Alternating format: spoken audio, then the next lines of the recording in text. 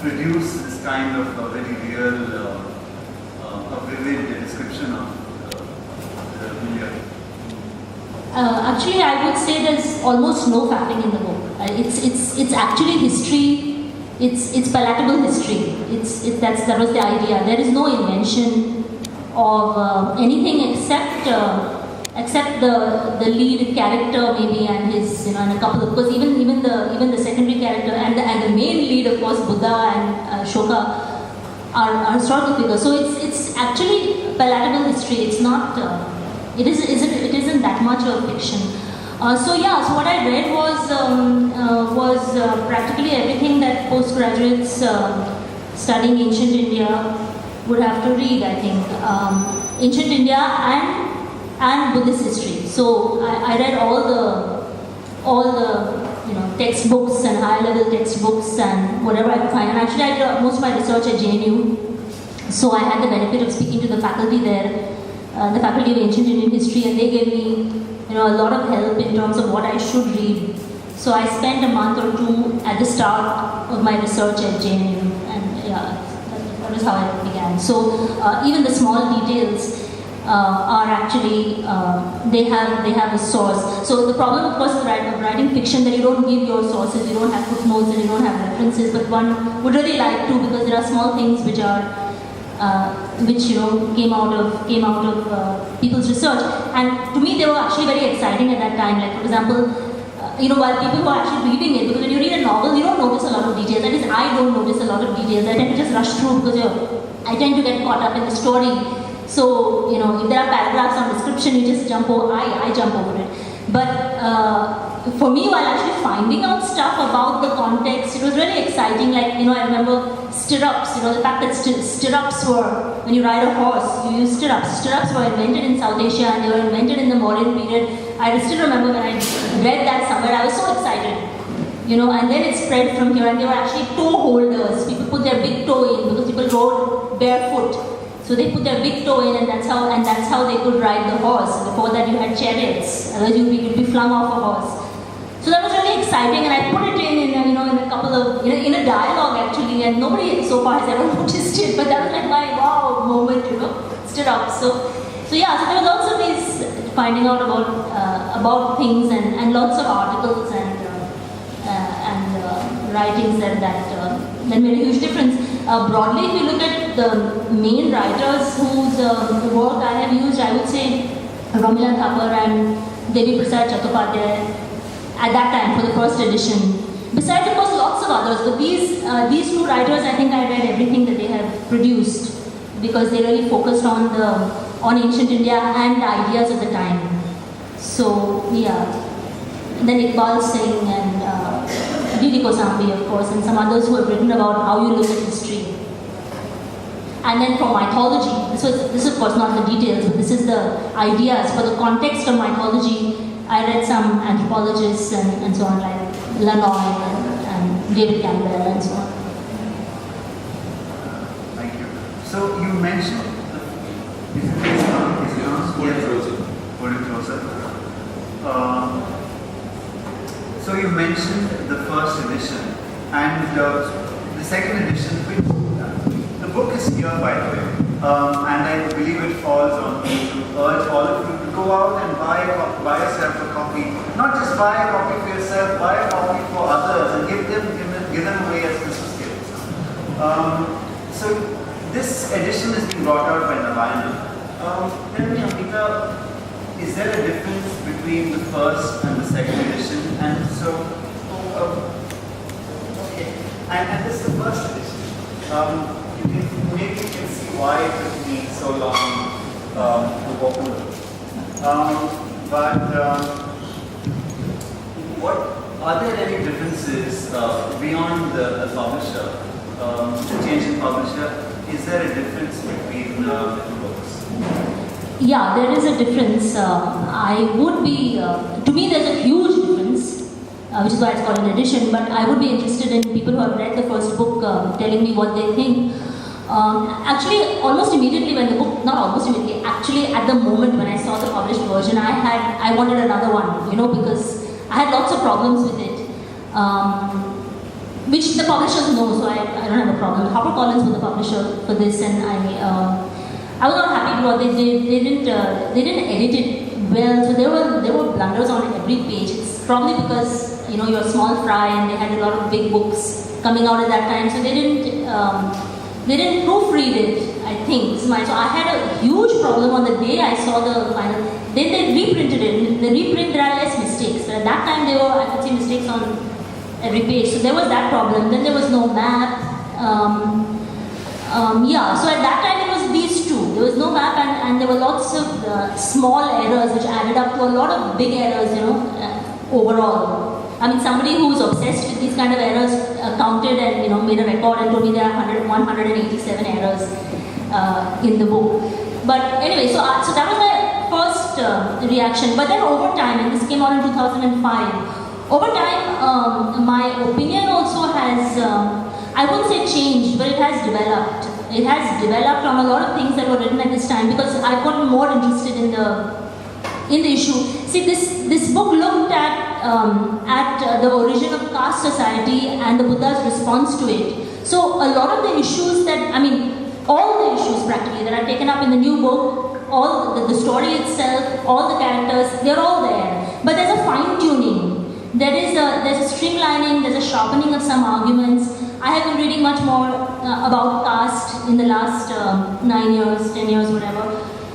In fact, I would say, and I said this in the acknowledgements, to put it in a nutshell, the first edition is based on Marxist interpretations of Buddhism, and the second edition is based on Ambedkarite, or the changes are based on Ambedkarite interpretations of Buddhism. This is how I would summarize it, because I've been reading Ambedkar himself and Ambedkarite writers, like for example Kancha Ilaiah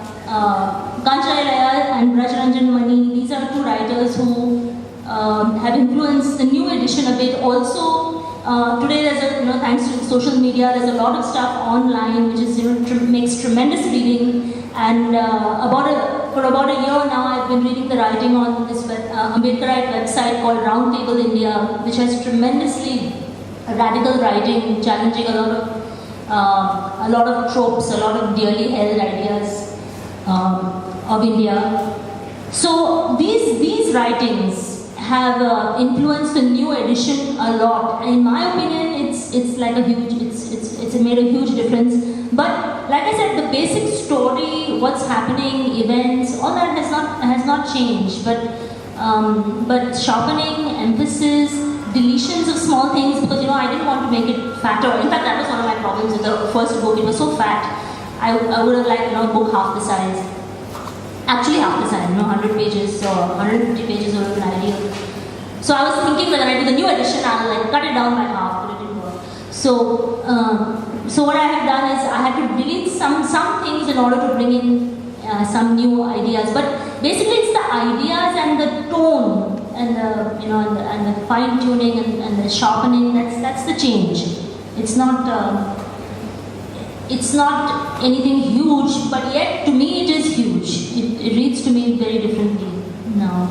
There are things that were there, but a lot of things that were there, like Kancha Ilaiah's idea of Buddhism as a political philosophy. It was there, and the things that he says, the quotes that he discusses in his book were there earlier. But I just know, thanks to reading him and reading a lot of his writings, my perspective on that has sharpened. I feel I understand it better, and as a result, I have sharpened things there. So, yeah.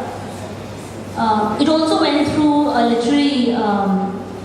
two literary editors at Navayana, who really did a solid job of not just proofreading, but criticizing the writing, telling me, do you mean this when you're saying this, or do you mean that? And that was very interesting, very exciting, very self-critical. To say that look at your gaze here and look at your gaze there, and this kind of thing that literary criticism does. So some of the writing, the language has changed as a result of that literary criticism that they did. Navayana generally has. I have not seen this book. I've not opened it actually. But generally, their quality of production is high. Their books tend to have almost no mistakes So, so I can see, and they worked really hard on it. They took 1.5 years steadily working on it. Not that they just kept it aside. They worked on it steadily. So that's also kind of nice. Yeah, and I do feel, as Alito had once told me that he's sitting at the back there, that I'm very lucky to have a second chance to change my point of view. Because most people don't get that. Once you're out in print, you're out in print. So yeah, I am conscious of that. I'm very fortunate to have this chance to. I mean, some people have done it, especially playwrights like Bertolt Brecht. He continuously changed his plays and improved them. But I think with novels, normally they come out and they're done. But yeah, I'm fortunate. Which is why one should have a blog, maybe. Of course, not for novels, but for shorter writings, one can always rework what has come out in print and then put another version, which you can then keep on working and improving. Amita mentioned the influence of Ambedkarite thought on the work, and as it so happens, tomorrow at 1 o'clock we will be having a Ambedkarite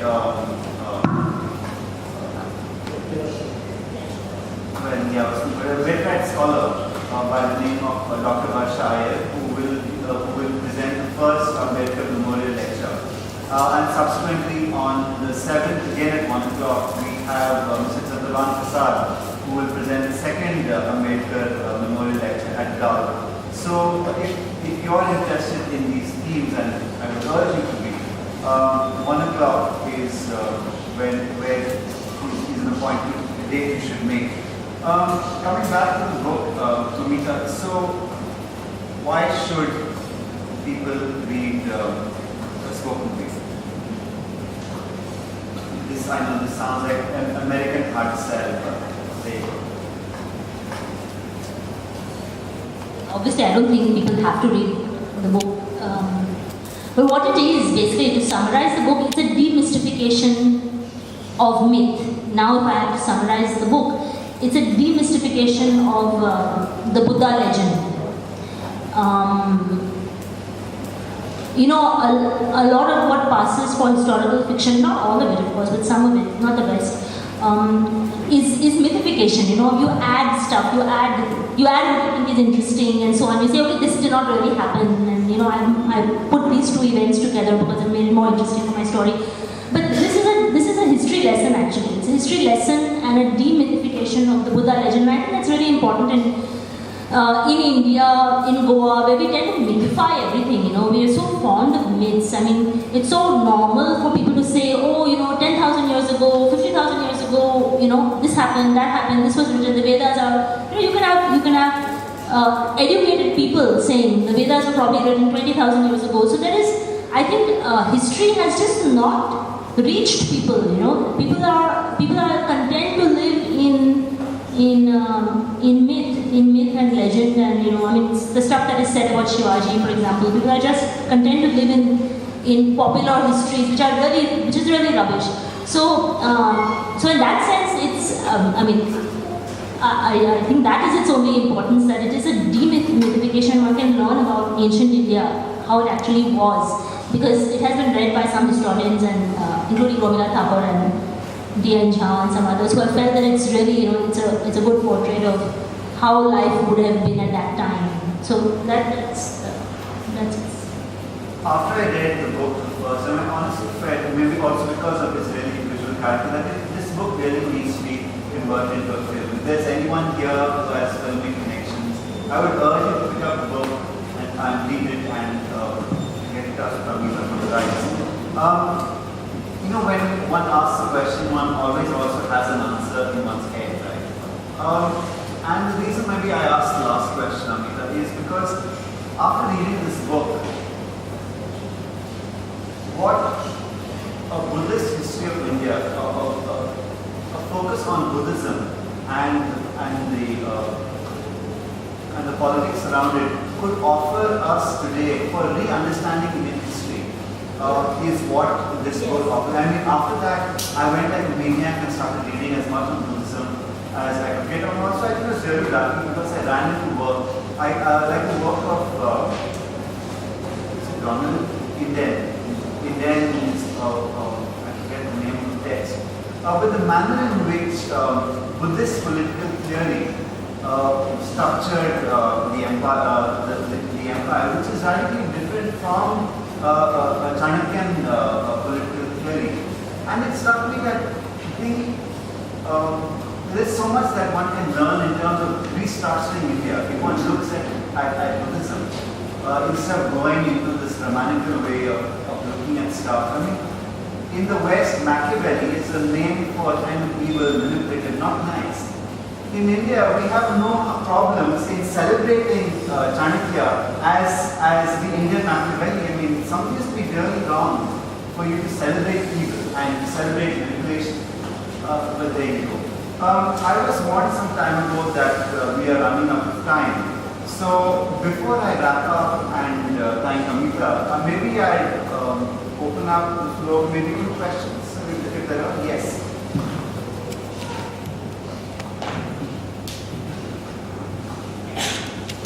Thank you. Is that all right? Does it work? I hadn't realised that you were going to be speaking here today, and the book that I chose to bring with me to India for this month was this one.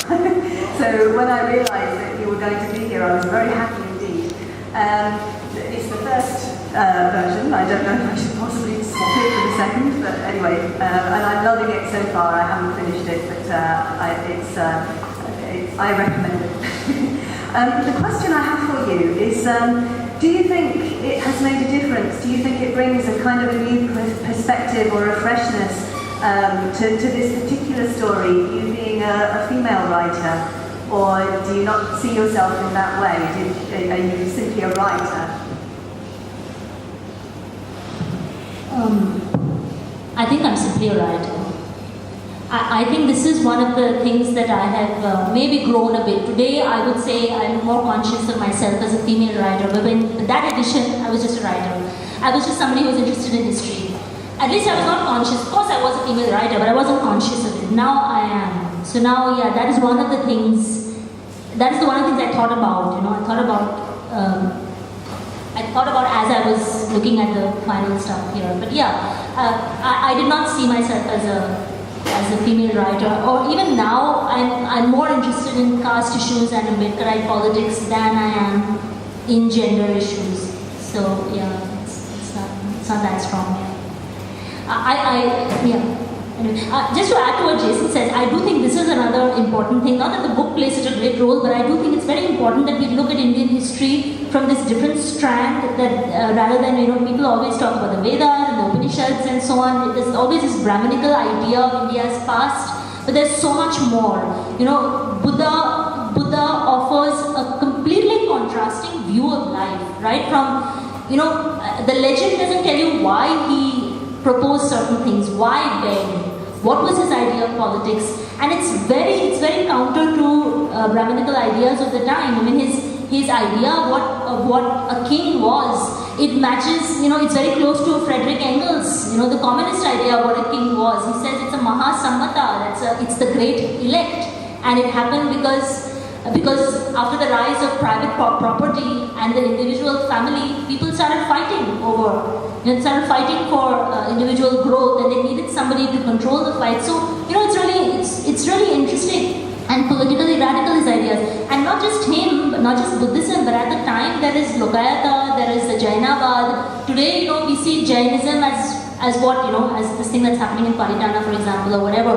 But Jainism was very radical at its time, and it offered a lot of new ideas. So that is another thing which I think is important, that we look at other strands of Indian thought which actually run through Indian history. We don't just look at Hindu spirituality as being India's contribution to thinking. It's been tremendous and very, very powerful other ideas which have been kind of ignored. And less ignored today than they were at some time, but yeah. We still have time for one more intervention, if anyone would like. Yes. As an art historian and writing on political structure, I haven't read the book, but now I'm very curious. Would that have painted, now that you've talked about that, she took you through the places and it was very light. How would that shape in terms of our physical environment going into parallel history of India? And why is it that, in your opinion, through this phase, that we are kind of shy of our history in totality, actually, in my perception? I don't know if you would agree that there is, whether we can cope with it or not, that's not the thing, but the question really is that as an art historian and writing on political arena of India, is it segregated or is it combined or? Architectural historian, yeah. I don't think it's segregated at all. I mean, whenever I've been teaching architectural history for many years now, and I've always talked about the politics of it. I've always talked about the social content. In fact, that used to be my thing, that I was, spending a lot of time on the political and social content of architecture. So, for example, here when I speak about, what's known as Buddhist architecture or Ashokan architecture, not just the palaces, but the Ashoka stambhas and the rock cut architecture, the cave architecture that came up. This is stuff about the politics of which I've always been interested and discussing. I think you can't really understand it, why cave architecture? Why did Ashoka launch what finally became 1,500 years of rock cut temples and shrines in India? He was a very political guy, and he had a political vision, and this is what we discuss in class as well. What is this vision that created those monolithic pillars, with those animal figures on top. So, I've never found it different. I think it's really important to understand when you understand architecture. Also, if you want to understand architecture, to understand its politics. Architecture has always been about politics, really, especially when patronized by the big guy. That brings us to the end of the session. So I'll end by thanking Amita for a wonderful series of responses, and all of you for being such a wonderfully attentive audience. Thank you.